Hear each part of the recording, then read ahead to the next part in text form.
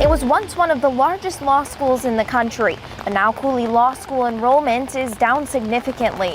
Cooley is celebrating its 50th year this year.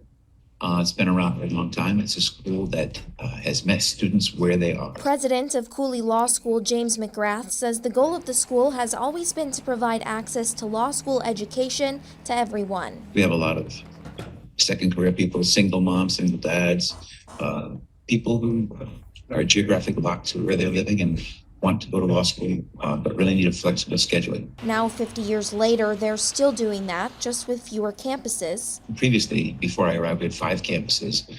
When I arrived, we had 4. And fewer students. We're currently under 500 students, and we want to be closer to 800 students in the future. The law school is now down to 2 campuses, one near Tampa in Florida and one in downtown Lansing. The 500 students are split between both campuses, but it hasn't always been so low.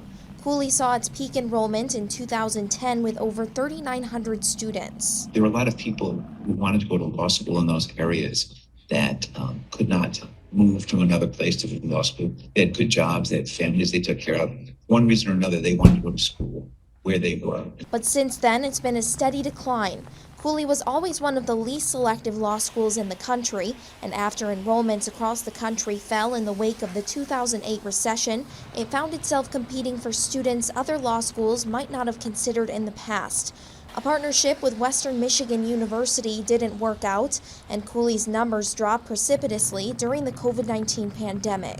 The demand for legal education that had been pent up, like with students who were in their 20s to their 70s, that demand was satisfied. So then they had very small populations. McGrath says they aren't sure if that had to do directly with the pandemic. We were competing for students with a lot of other schools. So we didn't see a jump in numbers. Other things with COVID, people did put off coming to law school.